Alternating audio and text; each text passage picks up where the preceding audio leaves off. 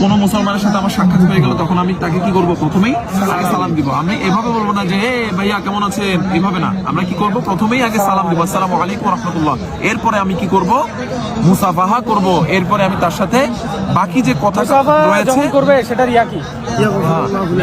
হ্যাঁ, মুসাফাহাটা ঠিক এইভাবে করা উত্তম। হাতের তালু এইভাবে লাগতে হবে, এইভাবে লেগে এইভাবে করে দুই হাতে কখনো এটা বলার সাথে সাথে যতক্ষণ পর্যন্ত হাদিস মুবারাকে আছে, যতক্ষণ পর্যন্ত একজন মুমিন ব্যক্তি অপর মুমিন ব্যক্তির হাতে মুসাফা এইভাবে ধরে রেখে কথা বলবে ততক্ষণ পর্যন্ত তাদের গুনাহসমূহ ঝরে যেতে থাকবে। দিনে যতবার সাক্ষাৎ হয়, এক রুম থেকে অন্য রুমে বারবার আসা যাওয়া করার সময় সেখানে উপস্থিত মুসলমানদেরকে সালাম করাও সওয়াবের কাজ। তো যেটা বলছিলাম, আমি যাকে সালাম করছি তার সম্পদ এবং মান সম্মান এসব দেখে আমি তাকে সালাম করছি, এমন যেন নিয়ত না হয়। সম্মান এবং মান সম্মান দেখে যেন সালাম, হ্যাঁ, তার সম্পদ